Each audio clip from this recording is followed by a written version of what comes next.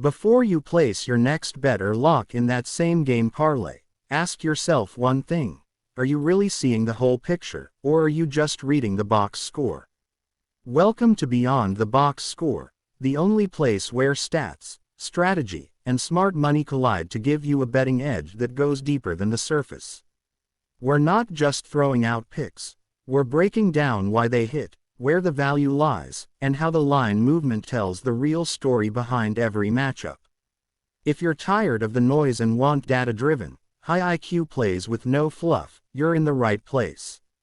When the Pittsburgh Pirates head to Great American Ballpark to take on the Cincinnati Reds this Friday night, we're looking at a matchup with some sneaky betting value, even if both of these teams are hovering around the middle or bottom of the NL Central. Don't let the standings fool you. This game has sharp edges to exploit, and we've been dialed into these divisional matchups all season. Let's dig into this one, starting with the pitching matchup, offensive trends, and how we're building out our card for this National League showdown. Cincinnati is expected to roll with Hunter Greene on the bump, and this guy's been a volatile but electric presence all season. His ERA sits at 3.94 through 22 starts, and he's punched out 149 batters in just 127.1 innings. That strikeout upside is always going to be a factor when Greene is on the mound, and against a Pirates lineup that strikes out over 24.3% of the time against right-handed pitching, you can bet we're looking at Greene's K-prop right out of the gate. The books have it lined at 6.5 with heavy juice to the over, which makes sense given he's cleared that number in 14 of his 22 starts this season. The one caution flag: Greene has allowed 19 home runs and 8.238 opponent batting average, so he's not immune to the long ball or hard contact. But at home, his numbers improve significantly. His whip drops from 1.41 on the road to just 1.19 in Cincinnati, and he's been able to command his slider much more effectively in this ballpark. Across the diamond, the Pirates will counter with Bailey Falter, the soft-tossing lefty who's found a way to stay effective despite lacking velocity. Falter owns a 4.21 ERA through 20 starts, with just 78 strikeouts in 111.2 innings. That K rate is sitting around 15.2%, which is bottom tier among starters. He leans on weak contact and tries to induce ground balls with his cutter and sinker, but against a Reds team that can absolutely mash lefties, this could be a dangerous outing. Cincinnati ranks top 10 in slugging and ops versus southpaws, and they've been especially potent at home, where guys like Elly De La Cruz, Spencer Steer, and Christian Encarnacion Strand have elevated splits. Elly is hitting .282 against lefties with 8.927 ops, and he's been heating up again after a midseason slump. Steer has clubbed 8 of his 16 home runs off left-handers and brings elite plate discipline that could force Falter into long counts. Offensively, the Pirates have been scrappy, but they still sit bottom 5 in the majors in team batting average and OBP. One thing to keep an eye on, though, is their success against fastball-heavy arms, and Greene throws heaters over 55% of the time.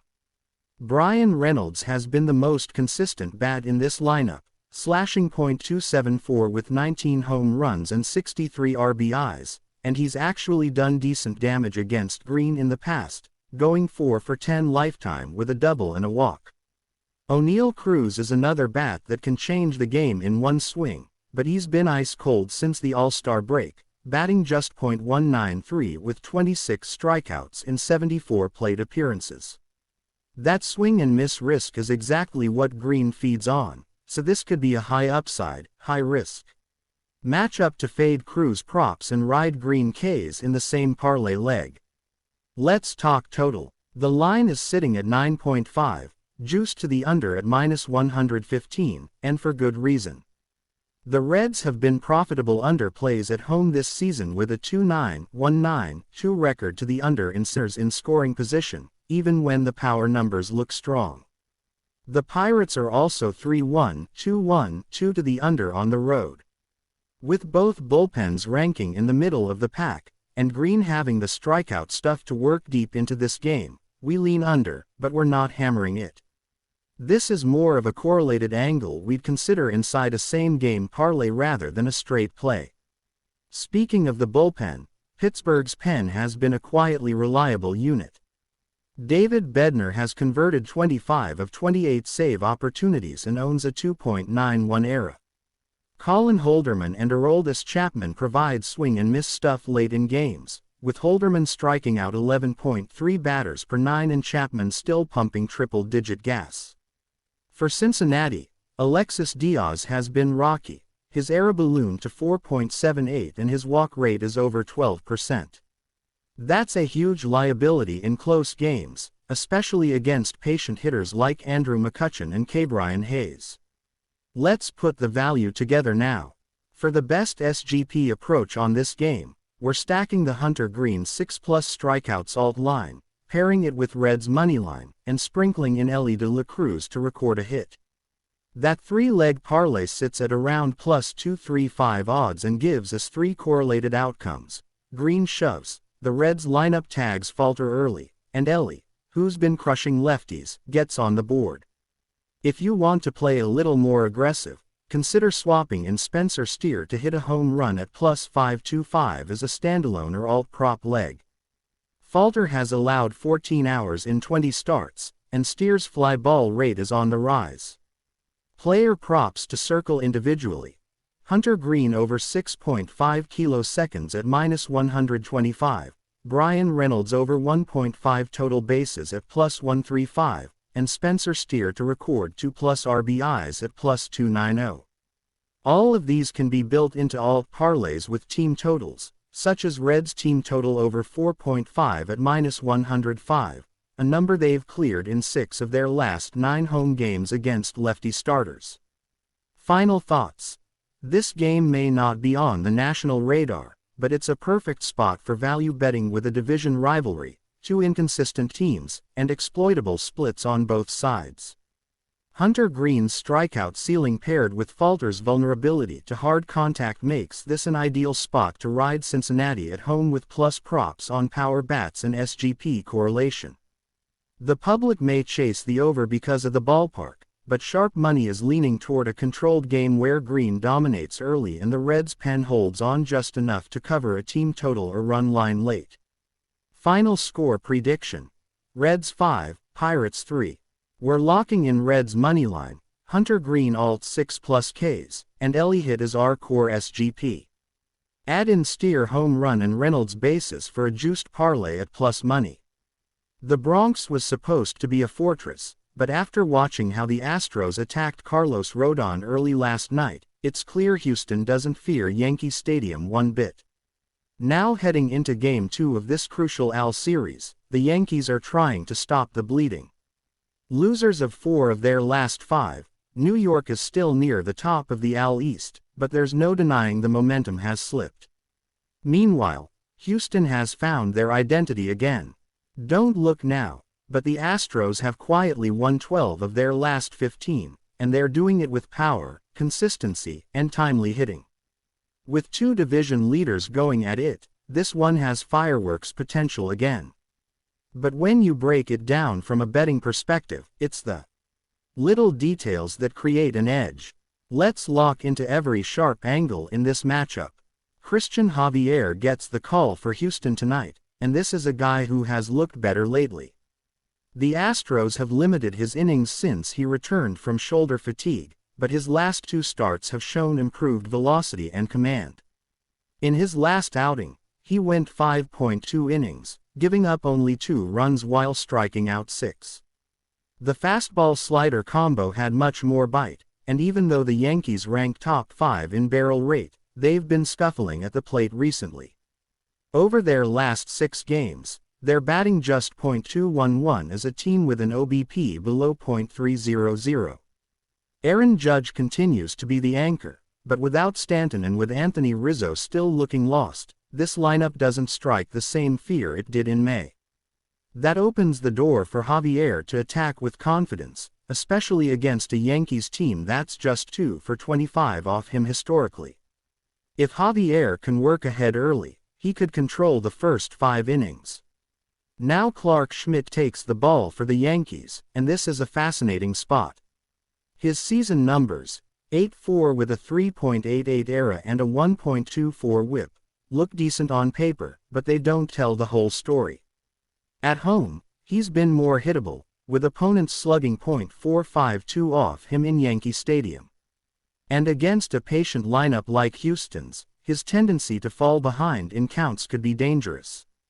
The Astros rank top 3 in the majors in pitches per plate appearance and walks per strikeout ratio, which means Schmidt's control has to be sharp. If he starts nibbling, he's going to put guys on base, and that's when Alvarez and Tucker make you pay. Especially Alvarez. He's hit safely in 10 straight games and has 5 home runs in that stretch.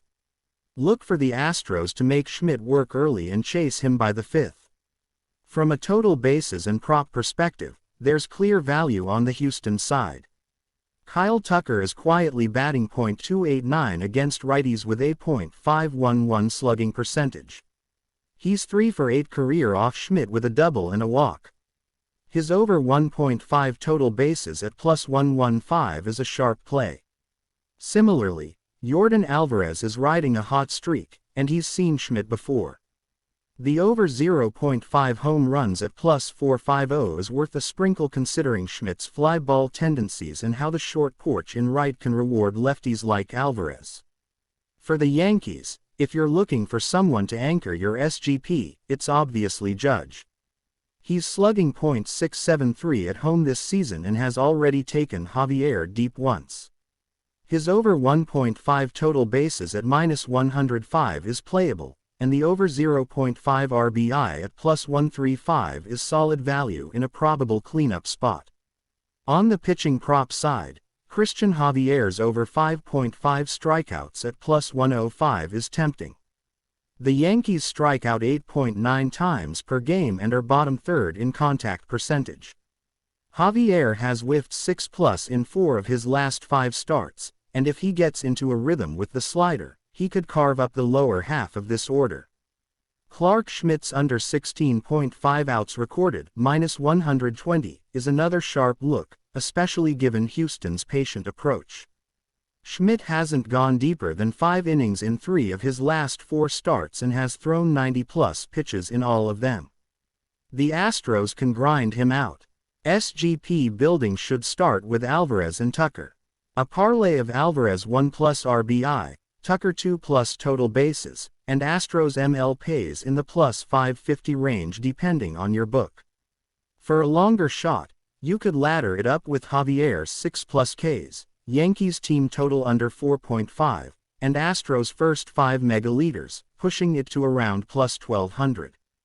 That has real value if you think Schmidt gets chased early and Javier gives Houston 5+ solid innings. Another angle is to fade the Yankees bullpen. Since July 1st, their relievers have an ERA over 5.20, the 5th worst in MLB. If this game is close late, Houston has the edge, especially with Brian Abreu and Ryan Presley rested and ready.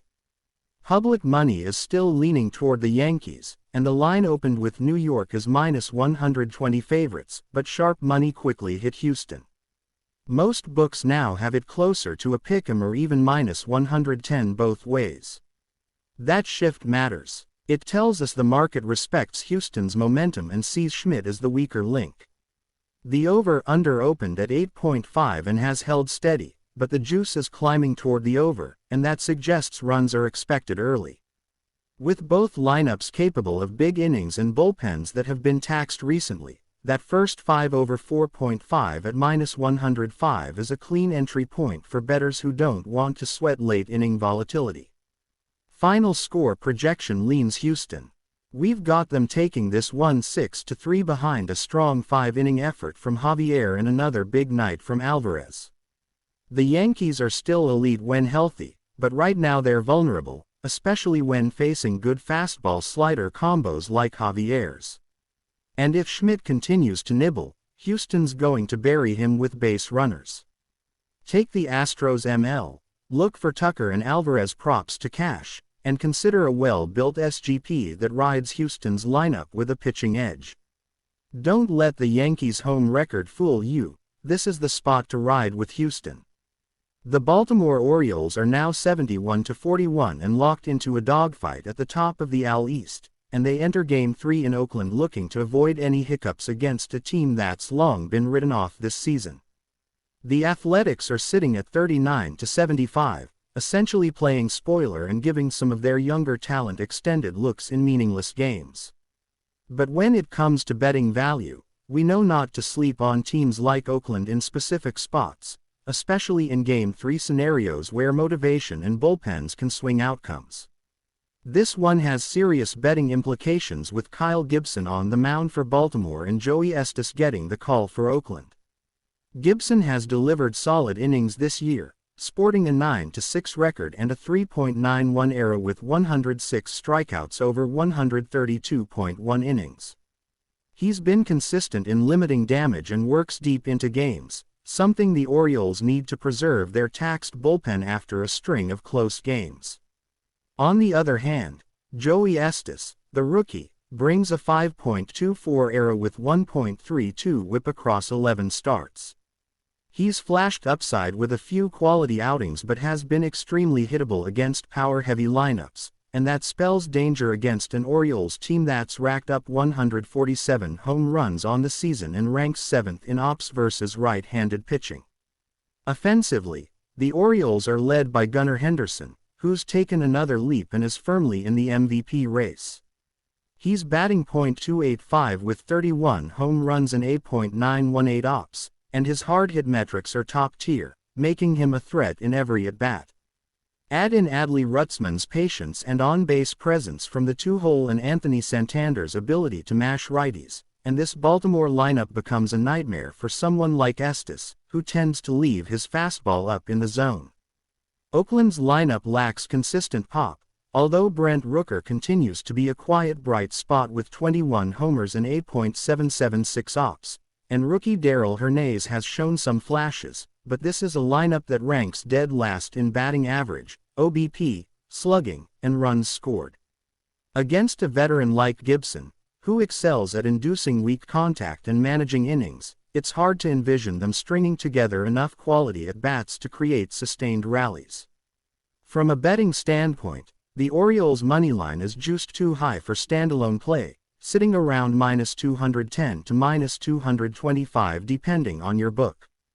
The run line at -1.5 offers some value at -115 given the clear disparity in both pitching and lineup depth. Baltimore has covered the run line in 4 of their last 6 against sub-.500 opponents and has outscored Oakland 18-6 through the first 2 games of this series. The total is set at 8.5, and that number is interesting because the Orioles could realistically score 6 or more runs on their own given Estes struggles in the Athletics' bottom 3 bullpen. This total has gone over in 7 of Oakland's last 9 games when facing a team with a winning record, while Baltimore's bats are heating up with 26 runs in their last 4 contests. There's value on the over if you're expecting a blow-up outing from Estes, especially with a hot and dry day in the Bay boosting carry to the gaps and potential long balls. Let's talk player props. Gunnar Henderson to go over 1.5 total bases is a strong play at plus money, given his consistency and ability to turn on mistakes. He's cleared this line in 6 of his last 9 games and matches up well against Estes' pitch mix. Santander is also a solid look for a home run prop, sitting around plus 370 to plus 400. He has excellent power against mediocre right-handers and has homered in 2 of his last 5. For strikeout props, Kyle Gibson over 4.5 kiloseconds is enticing. He's not a huge strikeout guy, but against a swing-happy Athletics squad that ranks in the bottom 5 in strikeout rate, this is one of the few spots where his number has real value. He's gone over that total in 5 of his last 7 road starts and had 7 punchouts against the A's back in May. Now for the SGP angle, we're looking at a correlated parlay that leans into Baltimore dominance. One approach would be Orioles -1.5 alt spread, Henderson 2 plus total bases, Gibson 5 plus strikeouts, and Orioles over 4.5 team total runs. That builds out a plus 750 to plus 900 parlay depending on the book and boosts your upside considerably while keeping all legs within the realm of statistical probability. If you want a safer same-game parlay with fewer legs, try Orioles moneyline, Henderson hit, and Gibson 4 plus Ks. It still pays around plus 200 and reduces exposure to variance. Another smart angle is isolating the first 5 innings. Orioles minus 0.5 first 5 is around minus 135, which gives you a safer path without needing to trust the full game bullpen dynamic. Baltimore has led after 5 in 9 of their last 11 wins and tends to jump on inferior starters early, which fits the narrative here.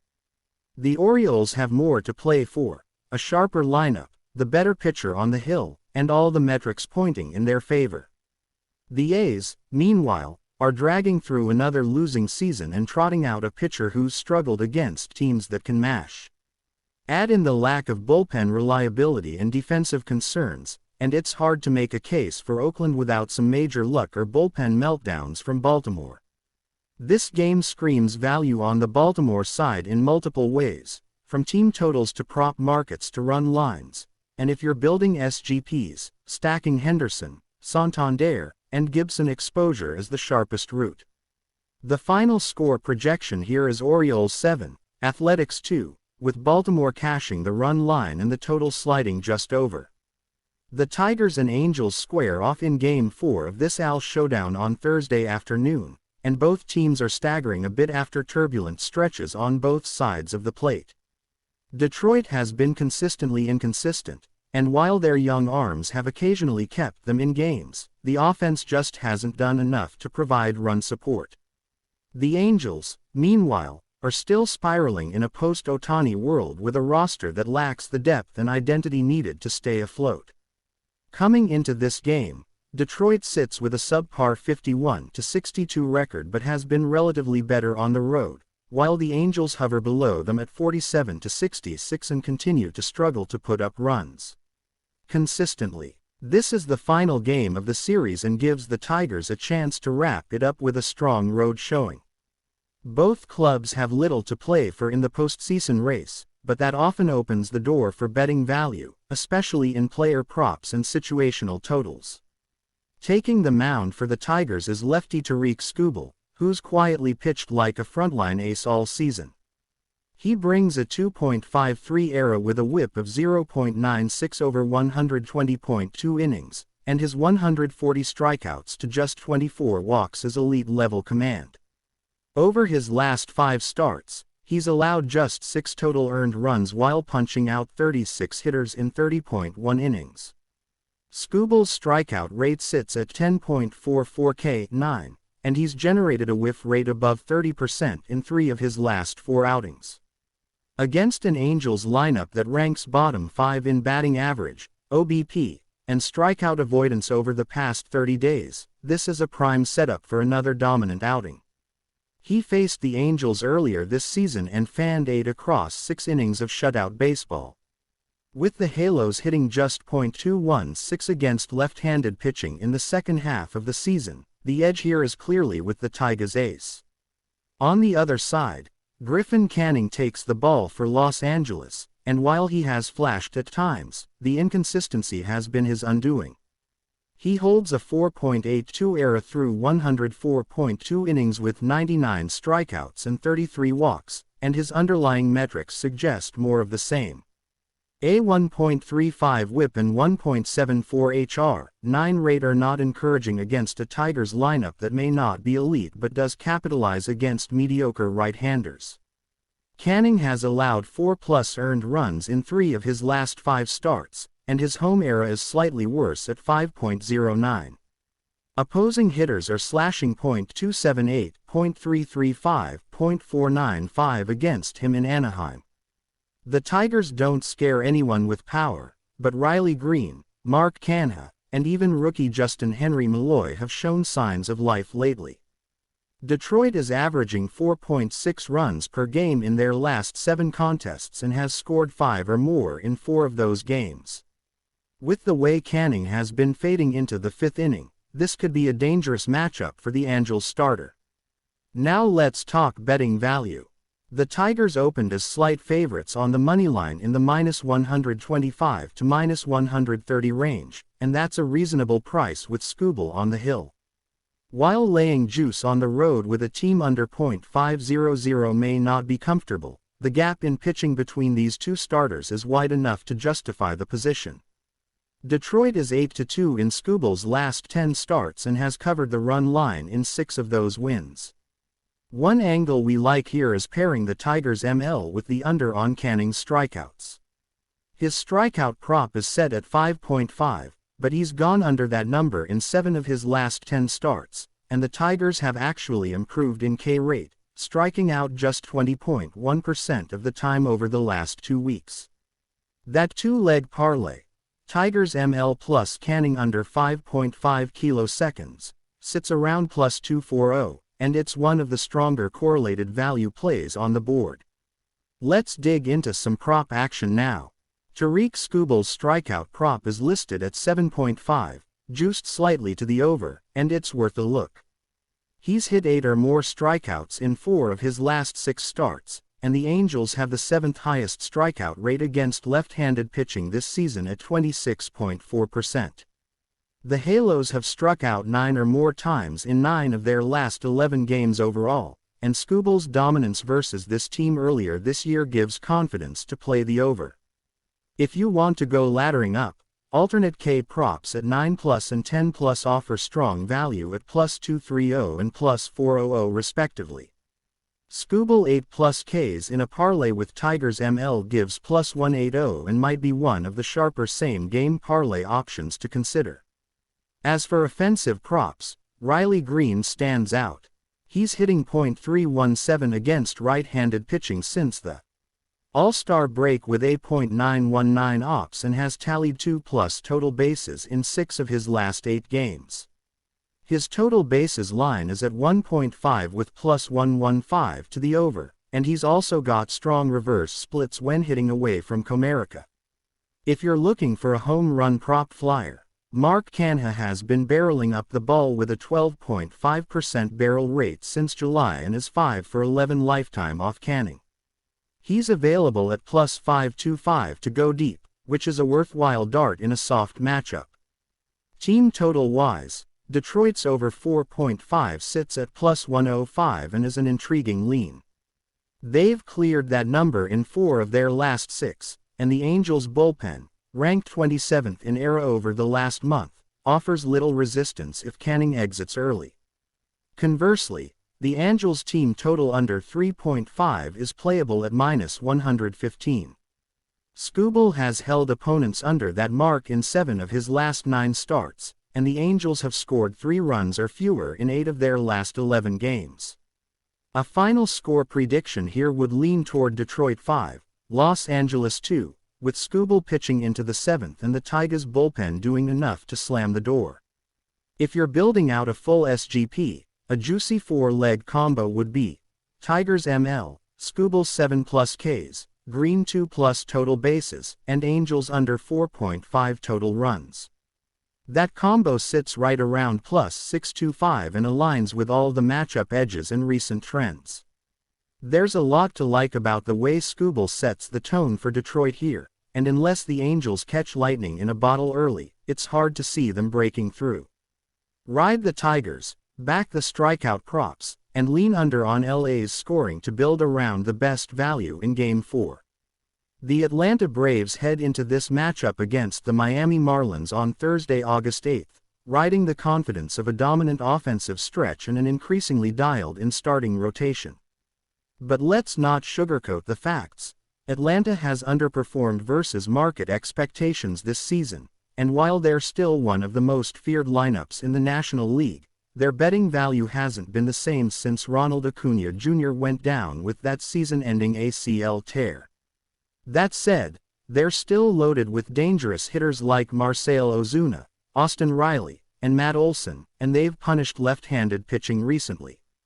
On the other side, the Marlins are in full sell mode, with a depleted roster, a 2-8 record in their last 10, and now find themselves turning to Brian Hoeing as a spot starter, a pitcher who has been knocked around whenever he's been thrown into rotation work. The books have this one lined with the Braves as heavy favorites, but there's a very specific way to approach this spot for value. Let's break it down with data. Max Fried is getting the start for Atlanta, and he's starting to regain his elite form after some rough patches in June. Over his last 3 outings, Fried has given up just 3 earned runs across 19.1 innings while striking out 21 and walking only 3. His ZERA sits at 3.39, while his barrel rate allowed is down to just 4.5%. His curveball and sinker combination has neutralized both sides of the plate, and he has dominated lineups with weaker splits versus lefties, and the Marlins, with Jazz Chisholm struggling and Jake Berger on the IL, have a watered-down right-handed core that doesn't project well here. Miami ranks 27th in the league in ops against left-handed pitching, and over the past 15 games, they've averaged just 3.1 runs per game. This sets up nicely for Fried to pitch deep and efficiently. His strikeout prop is listed at 6.5, juiced at -110, but given the state of the Marlins lineup and his form, we like the over on that number, especially in a pitcher-friendly park like Loandapot in Miami. Brian Hoeing has worked mostly out of the bullpen this season, and the numbers tell a very clear story. He has a 4.72 ERA, 1.42 WHIP, and a lowly 14.8% strikeout rate. His ground ball percentage is decent at 51%, but he gives up a lot of hard contact, a dangerous combination against a Braves team that leads all of baseball in hard hit percentage since the All-Star break. Hoeing's xBA sits at .274, and right-handed batters are slashing .301, .360, .504 against him. That puts guys like Marcell Ozuna, Austin Riley, and Adam Duvall in prime spots to do damage. Hoeing's outs recorded prop is 14.5, and we lean the under there. The Braves have been aggressive early in counts, and that's the kind of offense that can chase a fringe starter like Hoeing in the 4th inning or earlier. The Atlanta Bats have come alive since July 20th, averaging 5.9 runs per game, hitting .271 as a team, and launching 24 home runs in that span. Marcell Ozuna has homered in back-to-back games and has a .620 SLG versus right-handed pitching over the last 3 weeks. His total bases prop is set at 1.5 and is available at +115. We love that play. He's seeing the ball incredibly well and has a solid history against sinker ballers like Hoeing. Matt Olson is another hitter to watch. He's posted a 1.043 ops against Miami pitching this season and is due for a power surge after a mini slump in late July. His home run prop sits at +375, which is above market average for his matchup splits. Look to sprinkle on that if you're building a home run ladder. For the SGP parlay angle, we're locking in a 5-leg ticket. Braves ML, Max Fried 6+ strikeouts, Marcell Ozuna 2+ total bases, Austin Riley to record a hit, and over 5.5 total runs in the game. That same game parlay clocks in at around +525 depending on your book. If you want a more conservative SGP, you can take Fried 5+ Ks, Braves ML, and Ozuna to record a hit at roughly +225, lower ceiling but strong floor. Atlanta's bullpen has had some shaky moments, but Raisel Iglesias has converted 19 of 21 save chances and the setup crew behind Fried should hold up well if he gives them 6 innings with a lead. On the team totals front, the Braves over 5.5 at 110 has been getting steam throughout the day. Miami's bullpen is overworked and thin, especially after dealing Puck and Scott at the deadline. Since July 1st, the Marlins pen ranks 28th in ERA and 26th in WHIP. This could turn into a blowout late. We'd rather isolate the Braves team total than play the full game over, which currently sits at 8.5. Atlanta has a much clearer path to runs here, and you're not relying on Miami's anemic offense to contribute. Final score prediction: Braves 7, Marlins 2. Max Fried goes 6+ strong innings with 7 kiloseconds, the Braves jump on hoeing early, and Ozuna continues his tear with a homer and 3 RBI. Expect Riley and Olsen to chip in multi-hit games, and don't be surprised if Michael Harris too grabs a stolen base if he gets on. Miami's catchers rank bottom 3 in CS%. The value here is stacking Braves hitters in your prop tickets and isolating the Marlins offense to struggle again. This is a clear mismatch, and we're not overthinking it. The White Sox come into this one looking like a team that's already booking October golf tee times, while the Guardians are trying to solidify their position atop the AL Central. Cleveland has been playing fundamentally sound baseball, showing consistent output at the plate and getting excellent mileage out of their rotation and bullpen. The White Sox, on the other hand, are on pace for one of the worst offensive seasons in franchise history and continue to be a prime fade candidate nearly every night, but that doesn't mean there's no value on their side.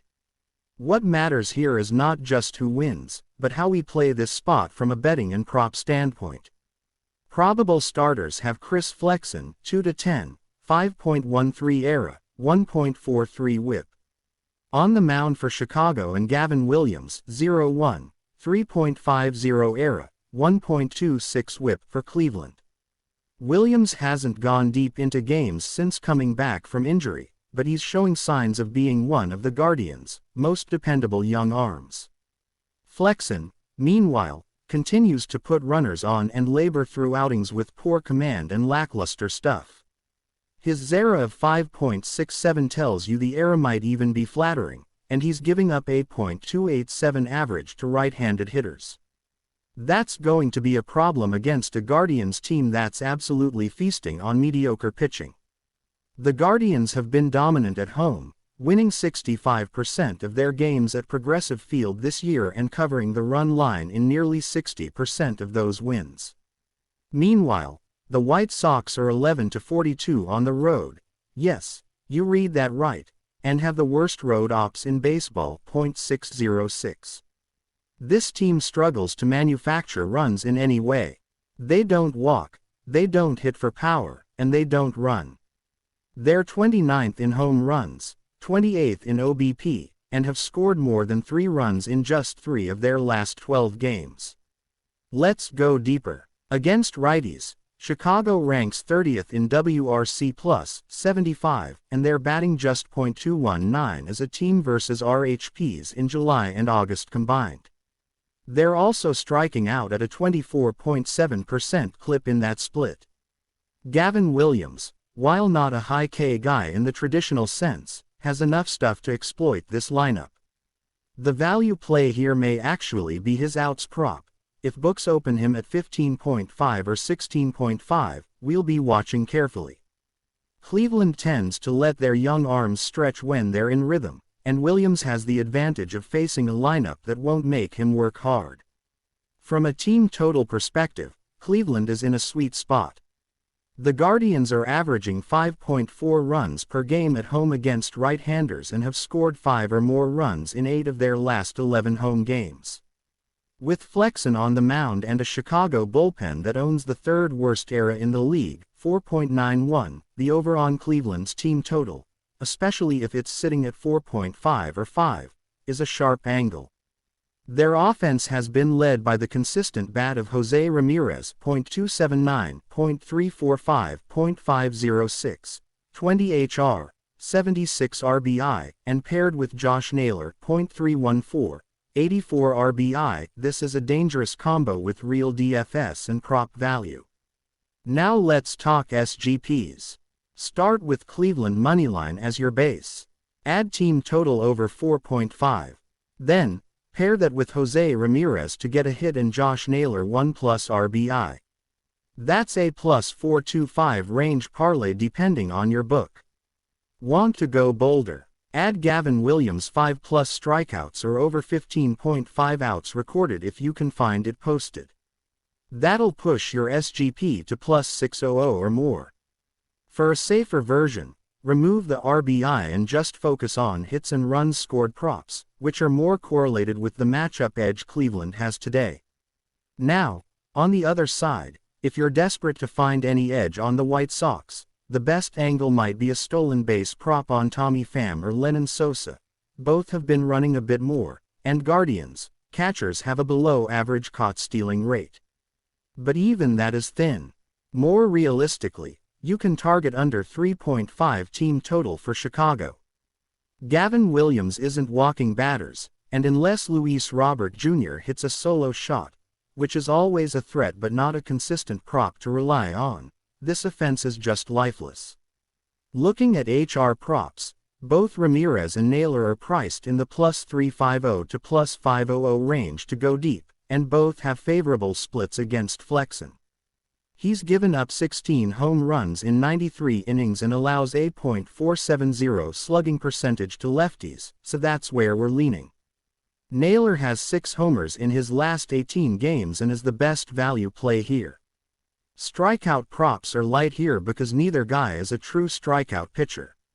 Flexen isn't likely to hit his K prop, which books usually set at 3.5, unless Cleveland gets overly aggressive. The Guardians, though, are 26th in strikeout rate against righties, so tread carefully fading that line. But Gavin Williams at 4.5K or even 5+K in parlays looks solid considering the White Sox's swing and miss tendencies. Final betting recommendations. Cleveland moneyline is chalky but playable even at -185. Pair that with team total over 4.5 for a nice correlated parlay around +160. Run line is absolutely viable as well, with Cleveland -1.5 at around +110. The Guardians have won 7 of their last 10 games by multiple runs and are facing one of the league's worst bullpens in a pitcher's park they're comfortable in. Final score prediction. Guardians 6, White Sox 2. Cleveland covers the run line, team total goes over, Williams goes at least 5 strong innings, and we see production from the top half of the order. Stick with the hot bats, fade the lifeless Sox, and don't overthink it.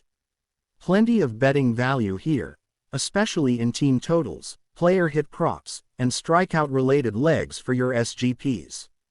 The Texas Rangers and Philadelphia Phillies close out their interleague set in Citizens Bank Park with the final game of this intense 3-game series. The Phillies, still owning the best home record in all of baseball at 39-17, come into this one continuing their torrid pace in the National League, while the defending champion Rangers limp through the dog days of summer in full-blown sell mode after moving multiple bullpen arms. Texas has dropped 8 of their last 10. And with every passing day, their postseason odds drift further into irrelevance. With Philadelphia battling for top seeding in the NL and Aaron Nola taking the bump at home, there's every reason to believe the Phillies have all the key edges in this matchup, on the mound, at the plate, and in the bullpen. But like we say at Stump the Spread, odds makers rarely make it that easy.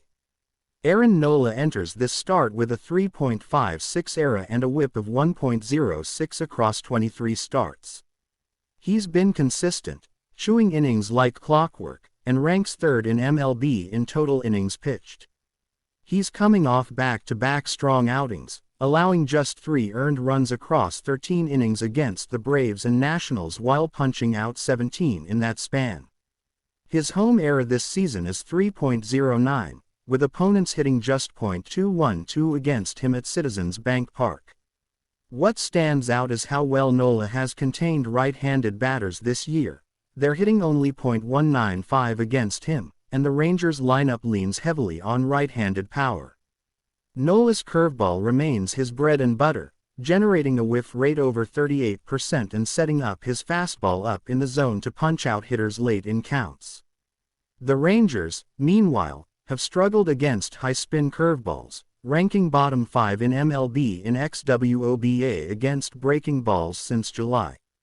On the other side, the Rangers will counter with John Gray, who's been erratic at best this season. He brings a 4.36 ERA with a 1.30 whip into this start and has looked flat since returning from the IL. In his last outing against Baltimore, Gray lasted just 3.2 innings, giving up 6 runs on 8 hits and 2 walks, and now he's tasked with facing a Phillies lineup that ranks top 3 in runs scored at home and just dropped 17 combined runs over the last 2 nights. Gray's slider, once his premier weapon, has lost bite, and the swing and miss just hasn't been there. In July alone, opponents are batting .309 against him, and left-handed batters in particular are tagging him for a .914 ops. That's a red flag considering Bryce Harper, Kyle Schwarber, and Bryson Stott will all be lurking from the left side. Philadelphia has been dominant at home, averaging 5.6 runs per game at Citizens Bank Park this season, and they're hitting .266 as a team with a .783 ops. In their home building, Bryce Harper continues to be a monster in the clutch, slashing .299, .403, .537 with 22 home runs and 67 RBIs despite missing time.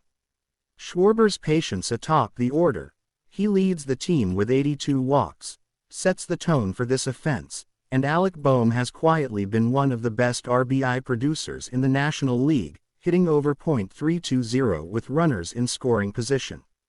This lineup is built to grind out at bats and force starting pitchers into high pitch counts early, and Jon Gray is exactly the type of arm they've capitalized on this season.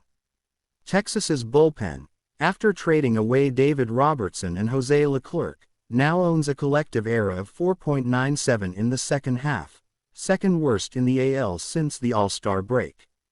From a betting standpoint, all the signals here point to backing Philadelphia early and often. The Phillies' first 5-run line has hit in 12 of Nola's last 15 starts at home, and with the Rangers fading fast, this is a good spot to isolate the starter edge and avoid any late bullpen variance. The first 5 -0.5 for the Phillies is currently priced at around -125, which offers a favorable edge given how consistent Nola's been and how quickly Gray can unravel against patient lineups. If you're looking for value in SGP parlays, consider pairing Phillies ML with Nola 6+ strikeouts and Harper to record 2+ total bases. That combo is sitting around +285 on most books and offers correlated value. If Harper barrels up Gray and Nola pitches deep, this game leans toward a comfortable Phillies win. Let's talk props. Aaron Nola's strikeout line is set at 5.5 and the over is juiced, and for good reason. Texas strikes out at a 24.2% clip versus RHP on the road and Nola has cleared 5.5 kiloseconds in 6 of his last 7 starts. The Rangers' chase rate is creeping up again, especially against curveballs, and Nola is notorious for getting batters to expand with 2 strikes.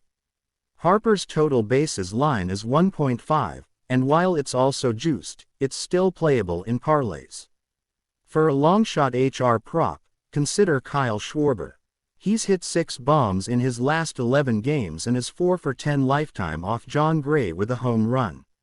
Schwarber to go yard is hovering at +370 and he's due after a quiet night on Wednesday. On the Rangers' side, Corey Seager is the only bat worth watching. He owns a .312 average with 18 home runs on the road this year and has actually homered off Nola in the past, so a sprinkle on Seager to hit hour at +450 is viable for deep value hunters. Final score prediction for this one: Phillies 7, Rangers 2. The gap between these two teams, both on the field and in the betting market, is growing by the day, and this matchup pits an elite arm in form against a struggling offense that's already looking ahead to next season. Don't be surprised if the Phillies cover the run line -1.5 at +100 for the 3rd straight game. Lock in Phillies' first 5 RL, over 5.5 kiloseconds for Nola, and a Harper total bases prop to round out your SGP build. The Milwaukee Brewers head to Citi Field to take on the New York Mets in what shapes up as a high-leverage matchup between two clubs clinging to playoff aspirations in their respective divisions. The Brewers enter this contest with a slight edge in the NL Central, while the Mets continue to oscillate around the .500 mark, trying to make up ground in a tough NL East race. These teams have taken divergent paths in terms of roster construction, but both clubs rely heavily on starting pitching, timely power, and bullpen reliability to stay competitive. For Milwaukee, Freddie Peralta gets the nod, while the Mets counter with the lefty Sean Manaea. This pitching matchup is pivotal not only for game flow but also for constructing smart betting angles including totals, strikeout props, and player performance parlays. Freddie Peralta has been putting together a solid 2025 campaign, entering this start with a 3.57 ERA, a 1.14 WHIP, and 153 strikeouts over 124.2 innings pitched.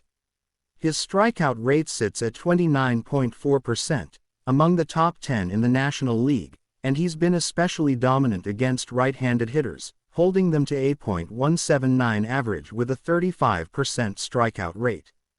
That bodes well against a Mets lineup that features key righties like Pete Alonso and Starling Marte, who have struggled with elevated fastballs. Peralta's four-seamer and slider combo have been inducing a 15.2% swinging strike rate in his last 5 starts, and he's gone over 6.5 strikeouts in 6 of his last 7 outings. The Mets, as a team, strike out 23.9% of the time versus right-handed pitching, ranking 20th in contact rate in the month of August. Based on these splits and recent performance, Peralta's strikeout prop at over 6.5 plus 105 presents solid value. Sean Manaea takes the ball for the Mets with a 3.91 ERA, 1.32 WHIP, and 118 strikeouts in 119.1 innings. He's had mixed results in the second half, giving up at least 3 earned runs in 3 of his last 4 starts, and opponents are hitting .271 against him in that span. Manaea's biggest issue has been command early in counts, especially against right-handed hitters, who are slugging .462 off him this season. The Brewers have a lineup that is better than advertised against lefties, led by William Contreras .312 AVG, .905 OPS versus LHP, Willie Adames .278, .845 OPS, and Rhys Hoskins .259, .880 OPS. The trio has combined for 23 homers and 68 RBI against Southpaws in 2025. That sets up potential for early offense from Milwaukee, especially in the first 5 innings. The Brewers' team total over 2.5 in the first 5 innings at -115 is an enticing look given Manaea's vulnerability and Milwaukee's righty-heavy lineup. From a bullpen perspective, Milwaukee holds a substantial edge. The Brewers' pen ranks 4th in MLB in ERA, 3.41, and WHIP, 1.17, while the Mets sit 22nd with a 4.48 ERA and a 1.41 WHIP. Closer Trevor Megill has locked down 22 saves with a 2.03 ERA and hasn't allowed a homer since mid-June. The Mets, on the other hand, continue to mix and match in the 8th and 9th innings with Edwin Diaz serving a suspension and Adam Ottavino struggling with control. In late-game situations, the Brewers are 21-12 in one-run games, while the Mets are just 11-20, reflecting Milwaukee's superior bullpen execution and game management. That leans us toward backing the Brewers' full-game moneyline, currently available around -115, which has moved 10 cents from the opener as sharp money continues to hit the visitors. Let's talk total. The over-under is set at 8.5, and while the ballpark factor at Citi Field slightly favors pitchers, the splits and weather forecast 80 degrees with light wind out to left suggests some scoring potential. The Mets have gone over in 7 of their last 10 at home, while the Brewers are on a 5-game over streak on the road. Considering the top-heavy nature of both lineups and the possibility of early damage against Manaea, the over 8.5 -110 is worth consideration, especially if you're pairing it with a side for SGP purposes. Speaking of SGP legs, here's a strong +850 same-game parlay worth considering. Freddie Peralta 7+ strikeouts, Brewers moneyline, William Contreras to record 2+ total bases, and over 8.5 total runs. Peralta's swing and miss upside and Mets strikeout rate make his K-leg strong, while Contreras has been the Brewers' most consistent bat against lefties and has cleared 2+ total bases in 5 of his last 7 games. Add in the over trend and bullpen edge, and this SGP has layered value at strong plus odds. In the prop market, Rhys Hoskins to hit a home run at plus 500 stands out. He's slugging .583 against lefties with 10 of his 22 homers coming off southpaws. He's also 2 for 5 lifetime off Manea with a double and a walk. For safer props, look at William Contreras over 1.5 total bases plus 125, as he's riding a 9-game hitting streak and has posted a 93.4 miles per hour average exit velocity in the last 2 weeks. On the Mets side, Francisco Lindor over 1.5 total bases plus 130 has value against Peralta's fastball-heavy mix, especially since Lindor has a .312 WOBA against four-seamers this season. Final score prediction: Brewers 6, Mets 4. Milwaukee gets to Manea early, strings together hits with their right-handed bats, and Peralta racks up enough strikeouts to suppress the Mets' offense through 6 innings. The Mets might scratch a few runs late, but the bullpen edge swings the closeout firmly toward the Brew Crew. The Brewers cover the money line and push the total over in what sets up to be a high-leverage, back-and-forth battle where the more consistent team holds the upper hand. The Minnesota Twins head into this divisional showdown against the Kansas City Royals with one very clear goal in mind: separation. The AL Central remains a knife fight, and while Minnesota holds a narrow lead, any slip against a streaky Royals club could bring Cleveland right back into the fold. For Kansas City, the narrative is about rediscovering the form they rode during the first half of the season. July was a mixed bag for the Royals, but as we cross into August, there's renewed urgency. They know how much every win matters. The Twins took 2 of 3 in their last series against the Pirates, while the Royals are fresh off a tightly contested set with the Rays, dropping 2 of 3 but competing in every inning. This game is more than a box score. It's a tone setter for the rest of August. Let's dive into the pitching matchup, where the Twins send right-hander Bailey Ober to the mound. He's been a stabilizing force this season, carrying a 10-4 record with a 3.63 ERA and a 1.09 WHIP across 124.1 innings.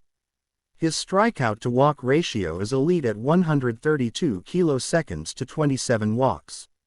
Ober is surgical when he's in rhythm, and against a Royals team that sits middle of the pack in strikeout rate and bottom third in walk rate, his profile matches up well.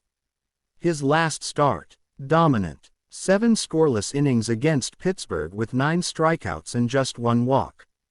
Ober has allowed 2 or fewer runs in 5 of his last 6 starts and is quietly anchoring a Minnesota rotation that's getting overlooked in national conversations. He's also been great on the road, holding opposing hitters to a .221 average away from target field and posting a road ERA of just 3.25. On the other side, the Royals hand the ball to lefty Cole Ragans, who has flashed ace potential in stretches but has also battled command issues and fatigue as the season wears on. Ragans is 7-7 on the year with a 3.52 ERA and 1.20 WHIP, punching out 145 batters in 126 innings. His upside is evident, but so is his volatility. Ragans has given up 3+ runs in 4 of his last 6 starts, and he hasn't completed 6 innings in any of his last 3. That's critical because once you tap into the Kansas City bullpen early, things can unravel fast. The Royals relievers rank 24th in bullpen ERA since July 1st and have blown 4 saves in their last 10 chances. Ragans will need to be sharp against a Twins offense that's been heating up, especially against left-handed pitching. Minnesota's lineup enters this matchup with plenty of positive momentum. Royce Lewis has been a revelation since his return, hitting .301 with a .923 ops and 7 hours in just 33 games. He's been murdering left-handed pitching this year, slashing .364 with a 1.064 ops against southpaws. That makes him a top prop target tonight. Carlos Correa has also quietly rounded back into form, hitting .287 over his last 30 games, while Max Kepler continues to provide middle-of-the-order pop with 18 hours and 8.475 SLG. Minnesota as a team ranks top 8 in runs per game since the All-Star break and is averaging 5.2 runs over their last 10. Against lefties, they've hit .263 as a team over the last 30 days and have the second best ops in the AL during that span. Kansas City's offense, meanwhile, has cooled off. Bobby Witt Jr. continues to do MVP-level damage, hitting .309 with 23 hours and 78 RBIs, while stealing 33 bases. But outside of Witt and Vinny Pasquantino, who's hitting .281 with 19 bombs, production has fallen off. Salvador Perez is mired in a slump, hitting just .204 over his last 20 games with a 29% strikeout rate. Michael Garcia and MJ Melendez have also struggled to maintain consistency. Over the last 10 games, the Royals have scored 3.1 runs per game, and they've been especially poor in clutch situations, batting under .210 with RISP during that span. If the Royals can't manufacture runs against Ober early, this could get away from them by the middle innings. From a betting standpoint, we're leaning hard into the Twins on the money line. The opening line of -125 is creeping toward -135, which tells us early sharp money is flowing toward Minnesota. There's also a strong edge on the first 5 innings money line for the Twins at -115. Given Ober's command and KC's struggles in the first 5 frames of games recently, they've trailed after 5 in 7 of their last 9. This is a strong angle. Another play that pops. Twins team total over 4.5 runs at plus money. Minnesota has gone over this number in 6 of their last 8 games, and with Ragan scuffling and the bullpen leaking runs, this number feels a touch too low. As for player props, we're targeting Royce Lewis over 1.5 total bases at plus 120. He's crushed lefties all year and has 3 multi-hit games in his last 5. Correa over 0.5 RBIs is a sneaky plus money prop worth attacking, especially if Lewis is getting on base in front of him. On the Royals side, it's hard to find much value, but Bobby Witt over 1.5 total bases at plus 110 is always a threat. He's their only consistent offensive spark plug and could do damage with one swing. Let's piece together a same-game parlay that makes sense. Start with Twins ML. Add Royce Lewis to record a hit. Layer in Bailey Ober 5+ strikeouts. He's hit this number in 7 straight. Finish it with Twins over 3.5 team total. That 4-leg SGP pays out around plus 525 depending on your book. For a riskier alt-line parlay, take Twins minus 1.5, Lewis 2+ total bases, and Correa to record an RBI. That combo stretches closer to plus 750 and is worth a half-unit sprinkle. Final prediction, Twins 6, Royals 3. Bailey Ober throws another gem, Lewis leads the offense, and Minnesota starts their August push with a statement win. Stick with the team that's trending up on both sides of the ball, especially when the matchup favors their lineup so clearly.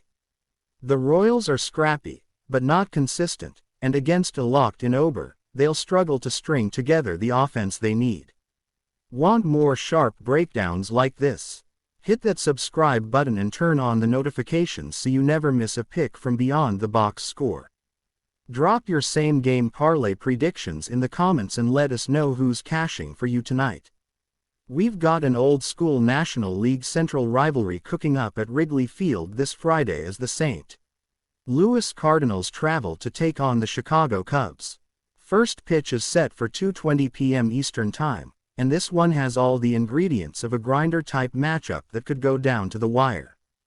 Both teams have hovered around .500 for most of the season, and this game could be pivotal for momentum in the playoff race. As we head into this clash, it's important to recognize how both teams are constructed and how the pitching matchup aligns with their current offensive forms.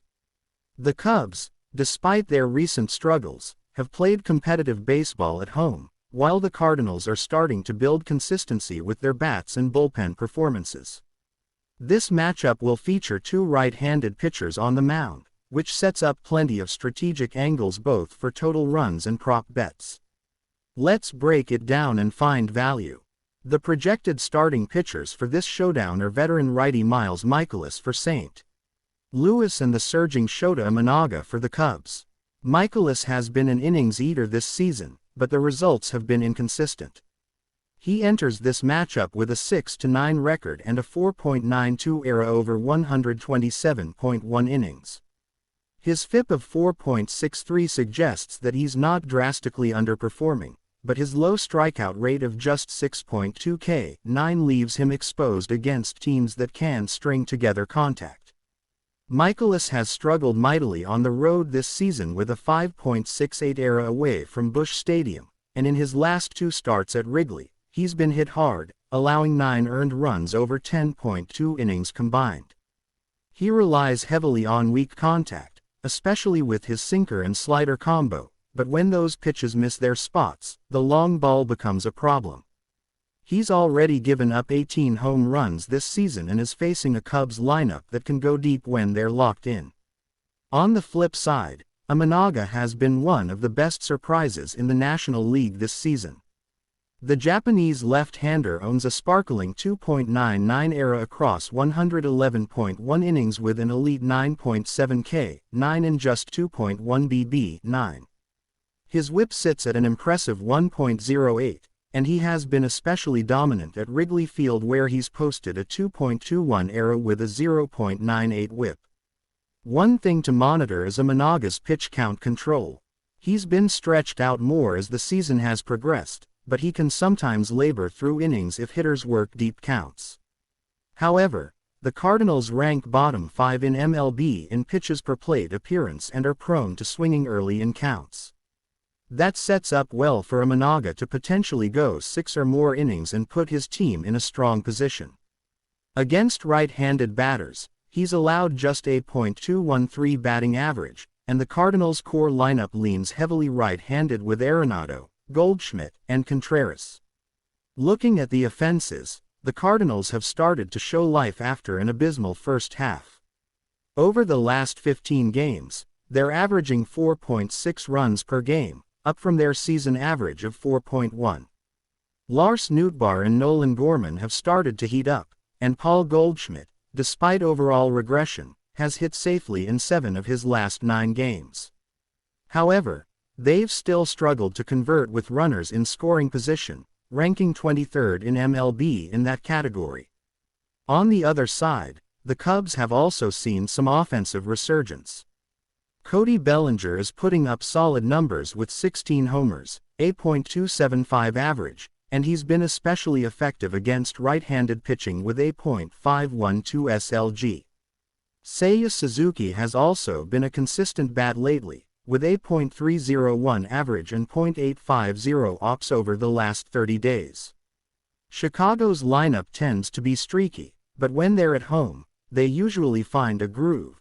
They're scoring 4.8 runs per game at Wrigley this year versus just 3.9 on the road. Let's shift gears to the bullpens, because this could be the deciding factor. The Cubs' bullpen has been up and down, but in home games they've been reliable enough, posting a 3.81 ERA at Wrigley compared to 4.49 on the road. Hector Neris has assumed closing duties but has blown 5 saves, and their setup crew of Merriweather and Leiter Jr. has been serviceable but prone to walks. Meanwhile, the Cardinals' bullpen has been quietly effective of late, posting a 3.18 ERA over the last 30 days, ranking top 6 in MLB during that stretch. Ryan Helsley has converted 31 of 34 save opportunities and remains dominant with a 1.68 ERA and 11.3 K9. If the Cardinals can keep it close or grab a lead through 6, they'll feel confident handing it over to their pen. Now, from a betting standpoint, the lines opened with the Cubs around -135 favorites on the moneyline and a total set at 8.5. That number makes sense considering the Cubs' home field edge and the Mikolas road struggles. But with the way both teams are trending and the weather looking like a mild breeze out to left, the over 8.5 could offer some sneaky value. The Cardinals are better against left-handed pitching and might be able to get to a Managa if they ambush early. I'm leaning toward a same-game parlay that builds around a tight final score and specific player performance props. One leg I like is Cody Bellinger to record 2+ total bases, as he's gone over that mark in 5 of his last 7 games versus righties. Another leg would be a Managa 6+ strikeouts, a number he's hit in 9 of his 14 home starts. Add in Cubs moneyline, and you're looking at plus 475 odds on a tight 3-leg parlay that's well correlated. As for props, I'm keying in on a few standout opportunities. Seiya Suzuki to hit a home run is priced around plus 460 and has decent value given his 4.49 history with 2 extra base hits against Michaelis. On the Cardinals side, look at Nolan Arenado to record an RBI. He's a .308 career hitter at Wrigley with a slugging percentage over .500. Also consider the first 5 innings total over 4.5. Both starters will be facing aggressive lineups that could strike early. Another angle is Michaelis under 16.5 outs recorded, as he's gone under that mark in 4 of his last 6 starts, and his control becomes shakier the second time through a lineup. Final score prediction here. Cubs 5, Cardinals 4. It's a close one, and while Street Lewis may sneak a few runs off a Managa early, the Cubs should respond and eventually pull ahead with bullpen depth and home field momentum. The betting lean is Cubs ML, over 8.5, and a sprinkle on Bellinger total bases and a Managa strikeouts. This game has all the makings of a classic summer divisional battle in the Windy City. Back the home team to hold firm and grind out a narrow win. The Mariners and Rays square off in a matchup that could be defined by elite pitching, timely hitting, and 2 teams trying to claw their way into playoff position with August now fully underway. Tampa Bay has been a frustrating team to back this year. They're not nearly the juggernaut we saw in the early part of 2023. The rotation is thinner, the bullpen is overused, and the offense has been streaky at best.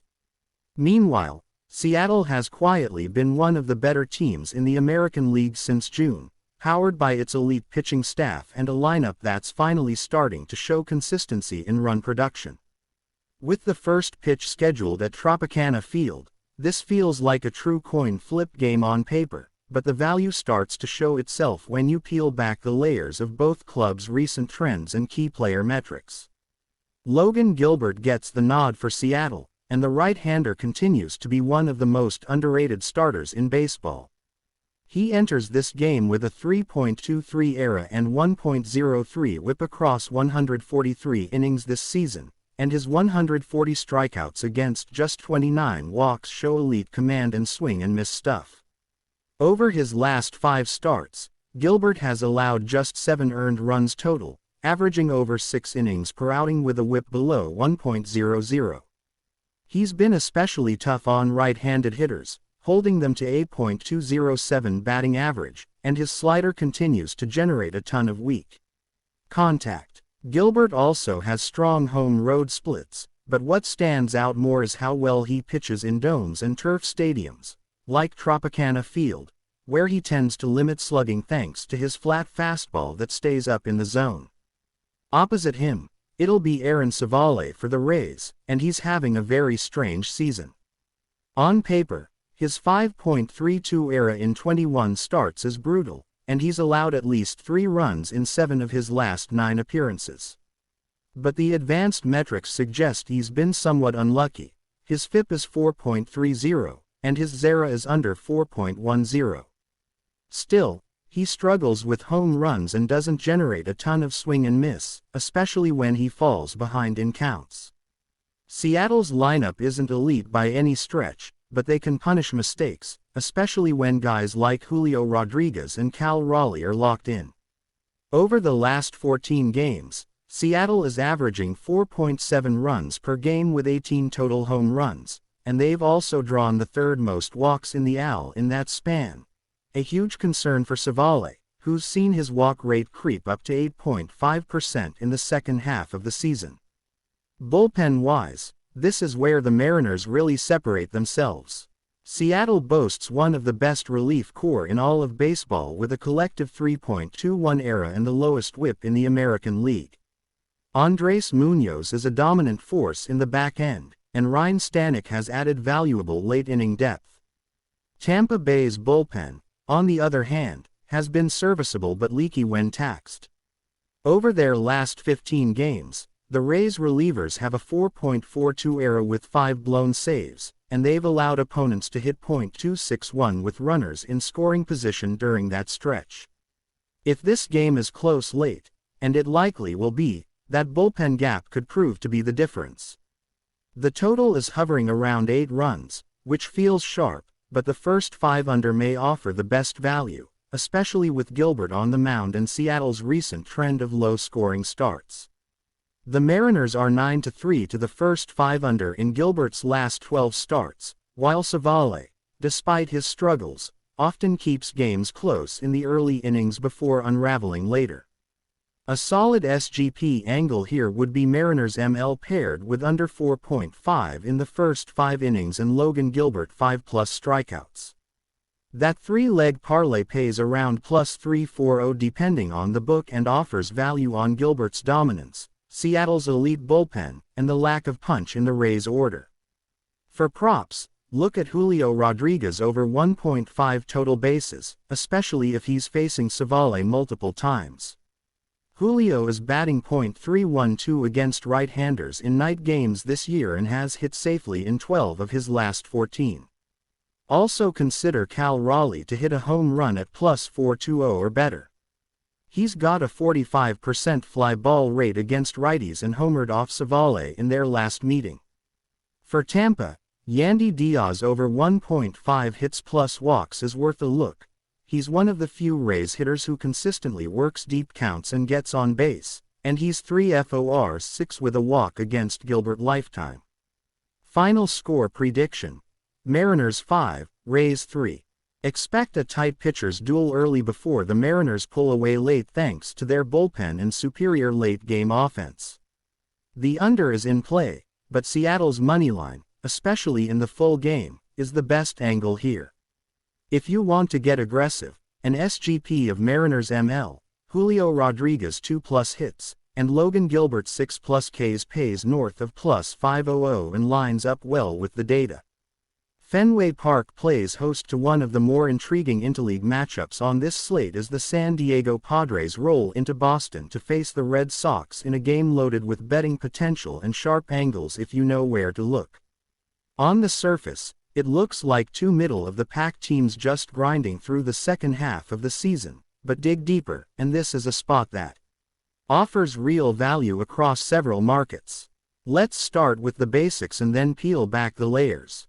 The Padres enter this one sitting just above .500 with a record of 58-55, fighting to stay in the NL wildcard picture, while the Red Sox are hovering around the same mark at 57-54.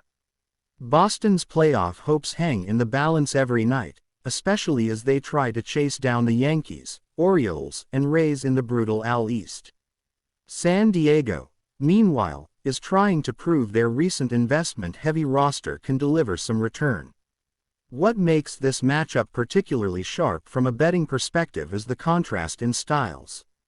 The Padres live and die by their pitching and plate discipline, while Boston thrives at home with aggressive base running, contact-heavy lineups, and a Fenway-specific offensive identity. The pitching matchup tonight puts Matt Waldron on the mound for the Padres against Cutter Crawford for the Sox.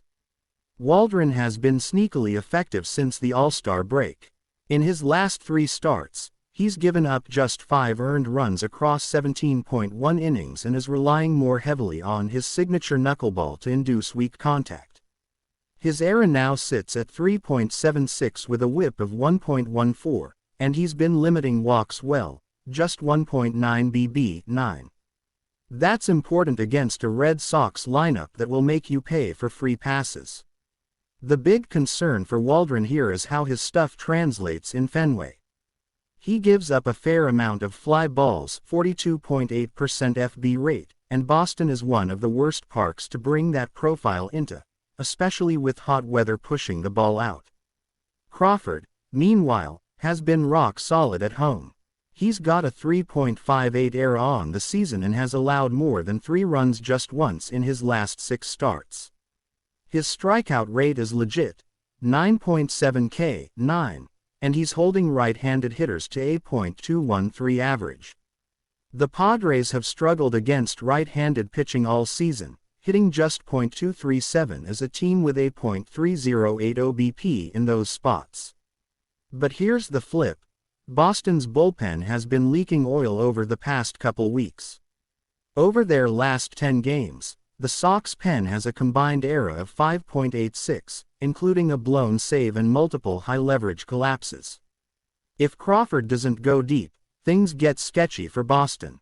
This game profiles as a tight one, but when it comes to betting, we're looking at 2 key paths: first 5 innings and team total angles.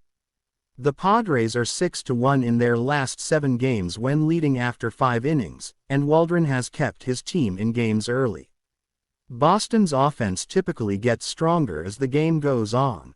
Their average run differential in the first 5 is just plus 0.1 compared to plus 0.7 in the final 4 innings.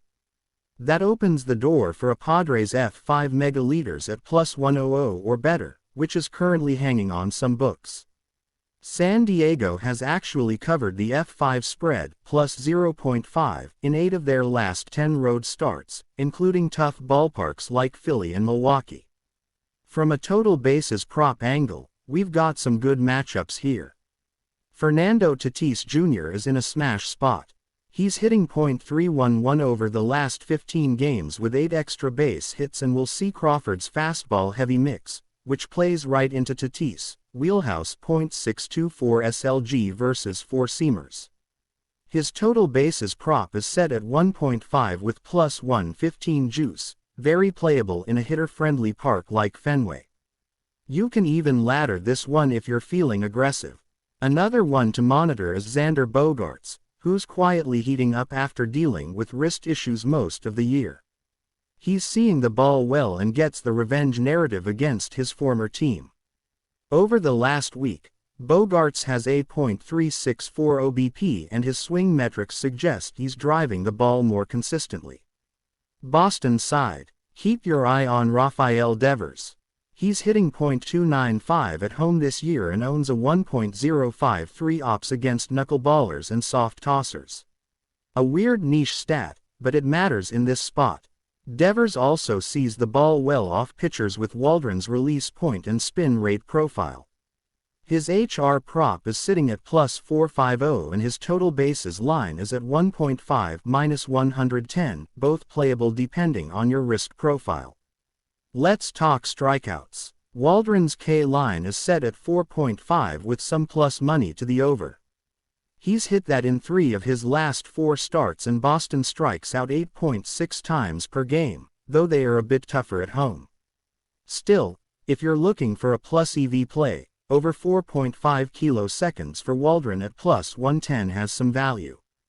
For Crawford, the line is 5.5 and juiced slightly to the over. He's hit that in 4 of his last 6 home starts, and San Diego's chase rate, 30.2%, is 8th highest in the majors. If you're playing SGPs, combining Crawford 5+ Ks with Devers 1+ hit and Red Sox moneyline could net you around plus 300 depending on the book. Full game side and total is where it gets interesting. The line opened near pick'em, with most books hovering around minus 110 either way. The total opened at 9.5 and has seen slight movement toward the under. Sharp money came in on the Padres early, and the public seems to be leaning Boston, which makes sense given the Fenway narrative. However, San Diego has been the better road team against the spread. They're 30-26 ATS away from Petco, while Boston is just 24-28 ATS at home. SGP builds here are tricky, but let's throw out a sharp 4-legger.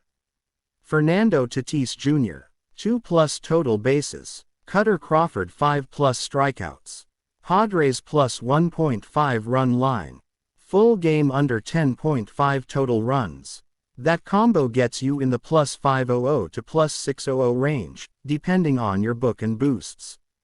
Final lean here. This game smells like a 5-3 Padres win. San Diego gets to the bullpen late, Waldron does enough to limit damage early, and Tatis goes yard. The best bets on the board look like Padres F5 megaliters, Tatis over 1.5 total bases, and Waldron over 4.5 kiloseconds. Sprinkle the SGP for value if you're chasing a little plus money action. The final game on our slate takes us to the thin air of Coors Field in Denver as the Arizona Diamondbacks take on the Colorado Rockies, and if you like offense, buckle up.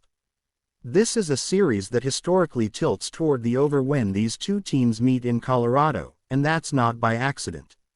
With the altitude playing a major role, we often see inflated totals and explosive innings, and tonight's matchup sets up for another potential high-scoring affair with two struggling pitchers on the bump and two lineups that can swing freely. Arizona comes into this game as road favorites, hovering around -135 on the moneyline with the total climbing as high as 11.5 on some books.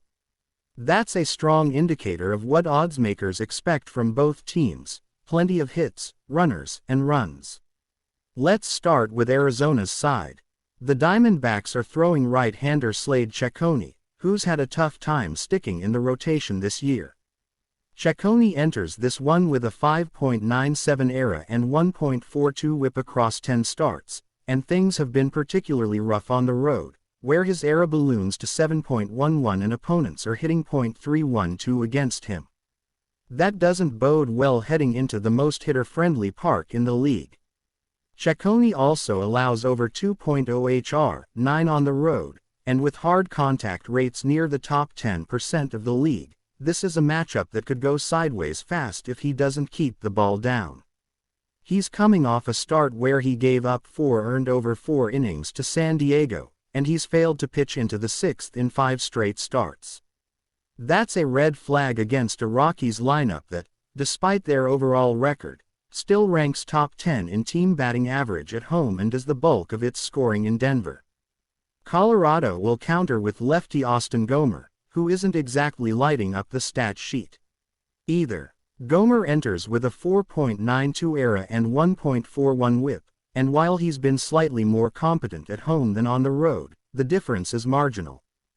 Gomer's allowing a .287 opponent average at Coors Field and has struggled with walks, giving up free passes at a rate of 3.1 bb/9. He's been tagged for at least 3 earned runs in 4 of his last 6 starts, and while he can flash some command when he's on, his margin for error is razor thin.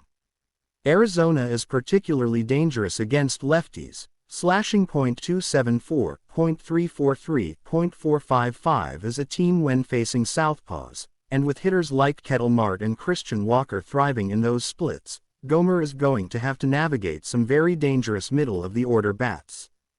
In terms of recent offensive form, both teams have been swinging the bats well. The Diamondbacks have posted 5 or more runs in 6 of their last 9 games, and they've scored 8+ in 2 of their last 4. Their team WRC+ is north of 110 over the last 2 weeks, and they're coming off a series where they pounded right-handed and left-handed pitching alike.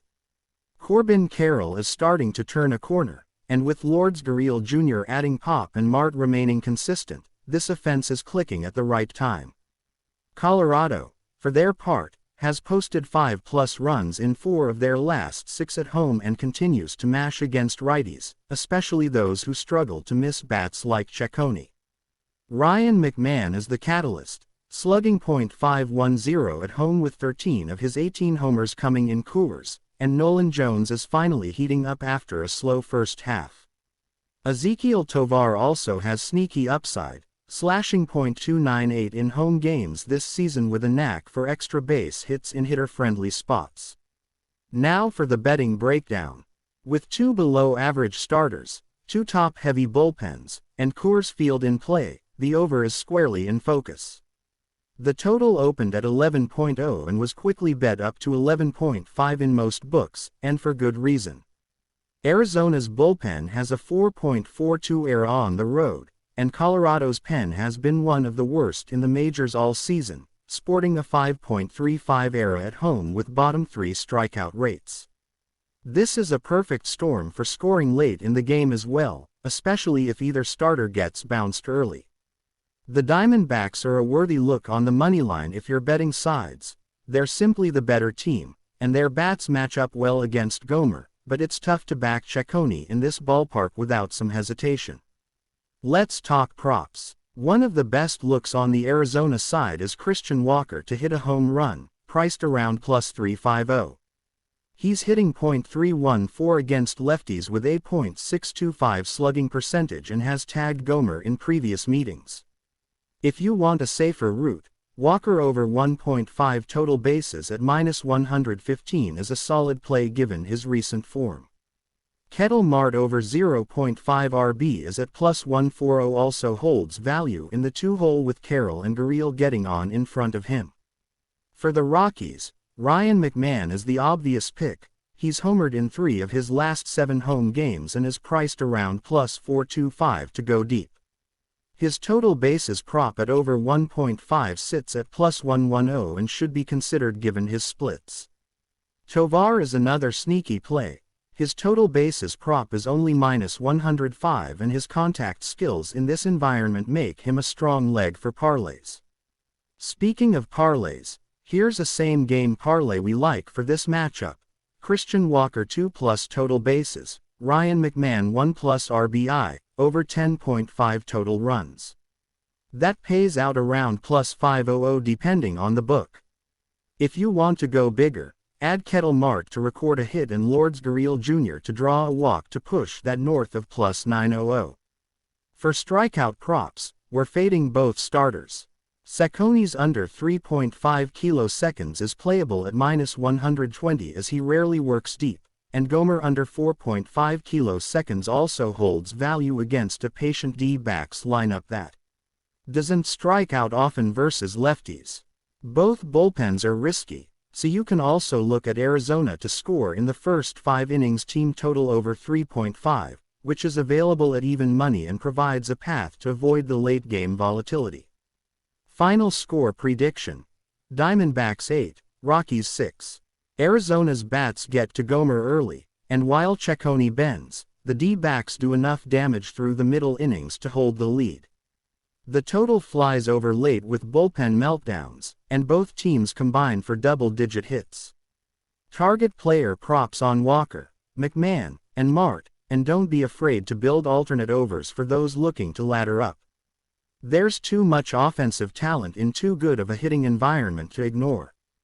Play the number, not the name, and don't let bad pitchers off the hook at Coors. The Los Angeles Dodgers head north of the border to face the Toronto Blue Jays in a compelling interleague matchup that has serious playoff implications for both clubs. The Dodgers, one of the most stacked teams in baseball on paper, continue to flash their offensive might with a relentless top of the order and solid pitching behind them, but consistency has been their biggest concern in recent weeks. Meanwhile, the Blue Jays are scratching and clawing just to stay afloat in a brutal AL East and desperately need a statement win at home to re-energize their push toward a wild-card spot. This isn't just about star power, though there's plenty of that in this one. It's about execution, clutch performance, and who can turn their weaknesses into strengths under pressure. On the mound for the Dodgers, expect Bobby Miller to take the hill. Miller has been slowly ramping up since returning from the injured list and is still looking to regain his 2023 form that made him one of the top young arms in baseball. His season stats don't jump off the page: 4.82 ERA, 1.42 WHIP, and a .270 opponent batting average across 9 starts, but he's shown flashes of dominance when his slider is locating and his fastball command holds up. The velocity is there, upper 90s consistently, but the secondary stuff hasn't always backed it up. In his last outing, he allowed 3 earned runs over 5 innings while walking 2 and striking out 6, a microcosm of his up-and-down season. The Blue Jays lineup, while underperforming overall, has been considerably better against right-handed pitching at home, and they'll look to ambush Miller early if he falls behind in counts. For the Jays, Chris Bassett toes the rubber, a veteran right-hander who continues to grind through tough lineups with a varied pitch mix and elite competitiveness. Bassett's 2025 numbers are steady: a 3.92 ERA, 1.28 WHIP, and 106 strikeouts through 134 innings pitched. He's held opponents to a .241 batting average and has allowed 3 earned runs or fewer in 9 of his last 11 starts. What Bassett lacks in raw stuff, he makes up for in pitch sequencing, command, and deception.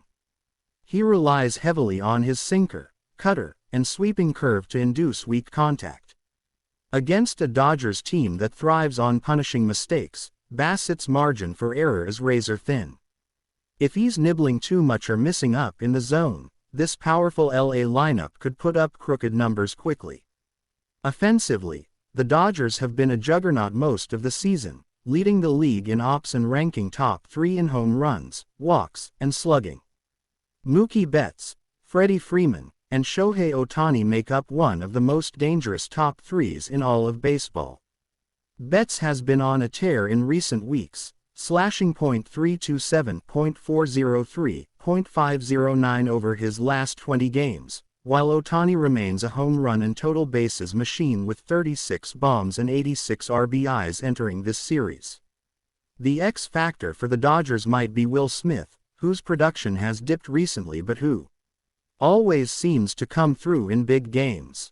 On the road, the Dodgers have been slightly less potent but still rank top 5 in WRC+ and OBP, which suggests they're built to hit in any ballpark, including hitter-friendly Rogers Center. Toronto's offense, on the other hand, has been frustratingly inconsistent all season long. They rank in the bottom third of MLB in most key offensive categories, including slugging percentage and ops, but they've been significantly better at home.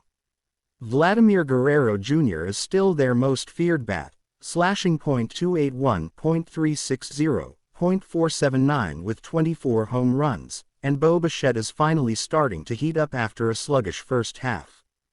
George Springer, once an elite leadoff hitter, has struggled mightily against right-handers but has started to show signs of life in the last couple of weeks.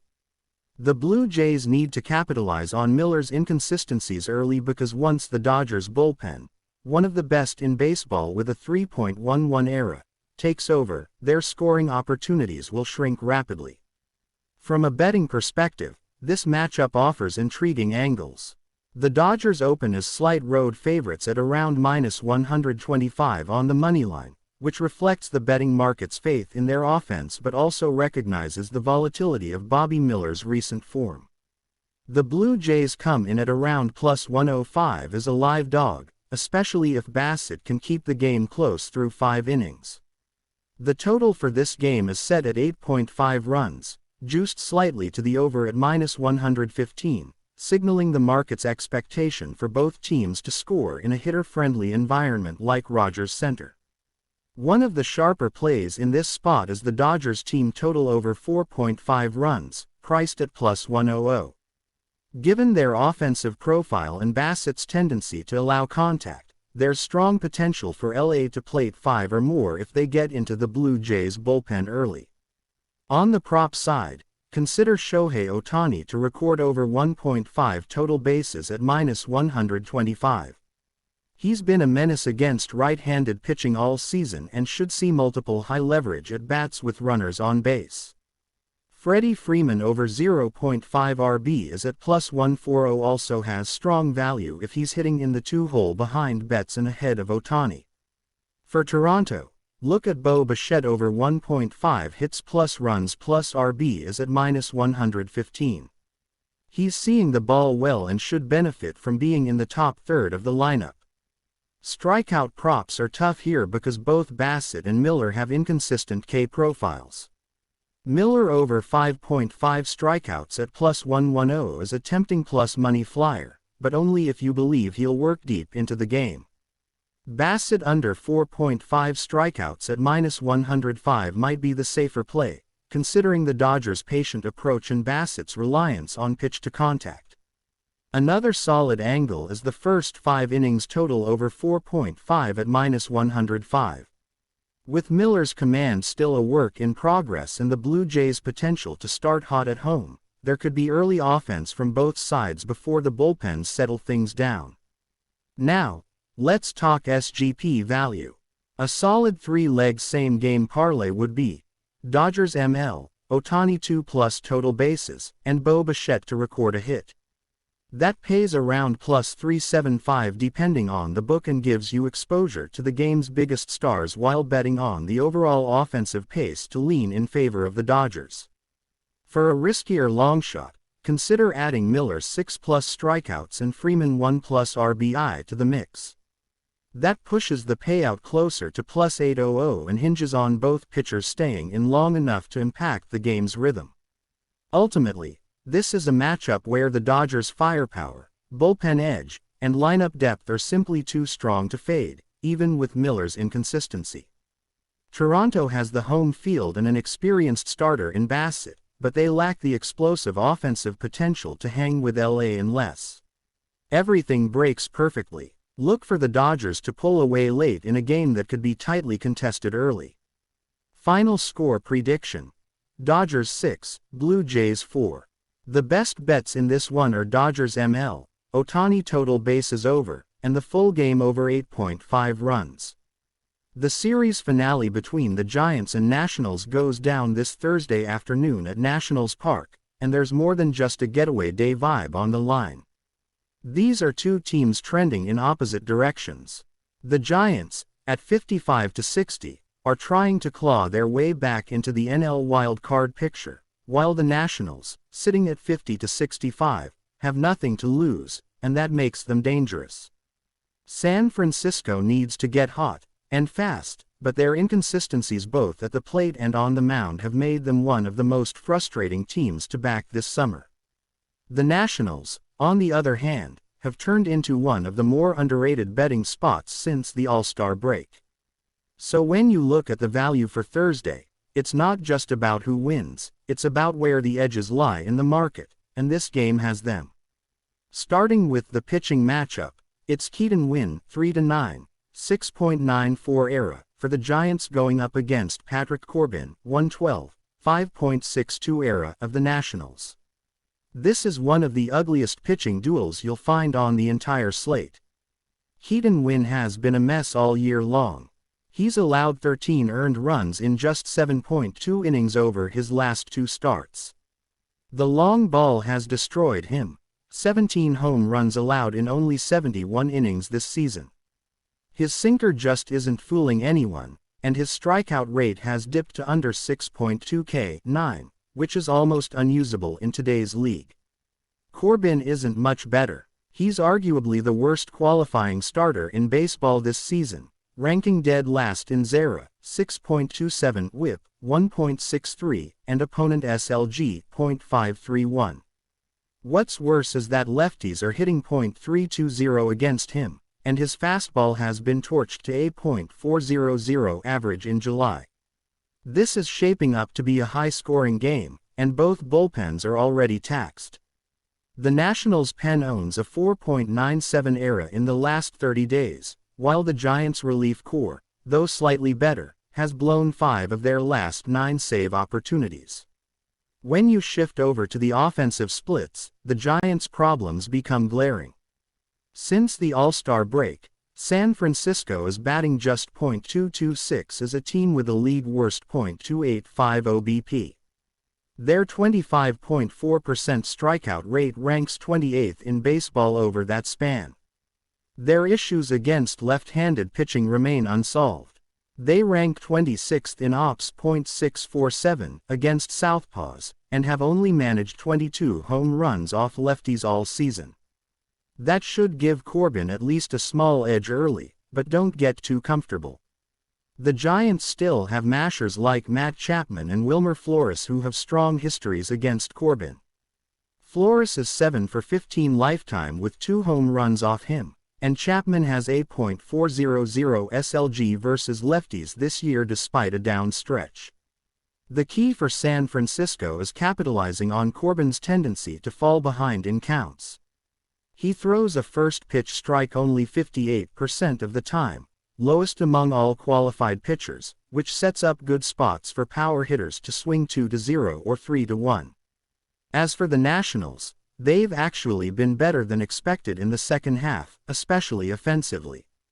Washington is hitting .260 since the break with a TOP 10 OBP. C.J. Abrams continues to be the spark plug, leading the team with 19 home runs and 32 stolen bases. He's hitting .293 with a .500 SLG over his last 15 games, and he could be a nightmare for Keaton Winn, who struggles to hold runners on base. Joey Meneses and Lane Thomas also bring solid right-handed bats to the table, both hitting over .270 against righties this season.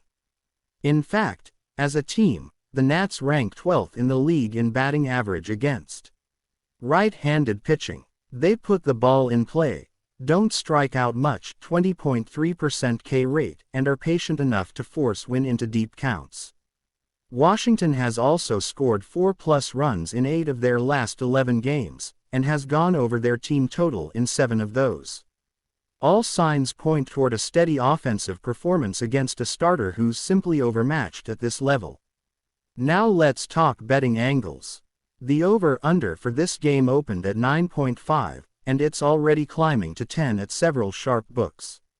This movement is no fluke. 2 bottom-tier starters, bullpens that are cooked, and decent weather, high 80s, humid, slight breeze blowing out, make the over a clear lean. If you want to attack the total more creatively, consider alternate overs or SGP legs with both teams scoring 4+ runs. On the money line, the Giants are slight favorites, hovering around -125, but that line is a trap. San Francisco is 9-17 in day games this year and has lost 11 of their last 14 road games. Meanwhile, the Nats have quietly gone 6-4 at home in their last 10 and are playing with a lot less pressure. There's a case to be made for Nationals plus 1.5 on the run line as a safer play, priced around -140, especially considering how often Giants games stay close late. From a prop betting standpoint, this game is loaded with value. Let's start with C.J. Abrams over 1.5 total bases at +110. He's hitting the ball hard and has the matchup advantage. He's also a stolen base threat. Look for stolen base props at plus money if he gets on. Joey Meneses has quietly been raking at home. Over 1.5 total bases at +115 also deserves attention. On the Giants' side, Wilmer Flores to hit a home run is sitting at +480, which is a nice long shot given his history against Corbin. You could also go back to Matt Chapman over 0.5 RB is at +160 if he's batting cleanup. For strikeout props, Keaton Winn under 4.5 kiloseconds is worth hammering. The Nationals' low K rate combined with Winn's inability to finish hitters makes this a sharp angle. Corbin under 3.5 kiloseconds might also be live, but riskier. Let's build a high-value SGP for this one. Start with C.J. Abrams to record a hit. Add Keaton Winn under 5 strikeouts. Include both teams to score 4+ runs. Finish with over 9.5 total runs. That pays out around +675 depending on your book. For a more aggressive parlay, try Wilmer Flores to homer, Nationals moneyline, and over 10. That 3-leg combo pushes into +1200 range and offers ceiling if Corbin can just keep the ball in the yard for 5 innings. Final score prediction: Nationals 6, Giants 5. The pitching is just too unreliable to trust either side with confidence, but the Nationals' improved offense and Keaton Winn's poor form give them the slight edge. The safest plays are the over and hitter props on both sides. Look for a back-and-forth game with multiple lead changes, and don't be shocked if the bullpens blow it late. If you're ready to outsmart the sportsbooks and unlock the truth hidden in the details, make sure to hit that subscribe button, smash the like, and turn on those notifications so you never miss a breakdown that could change your betting night. This is Beyond the Box Score. Let's break the game wide open.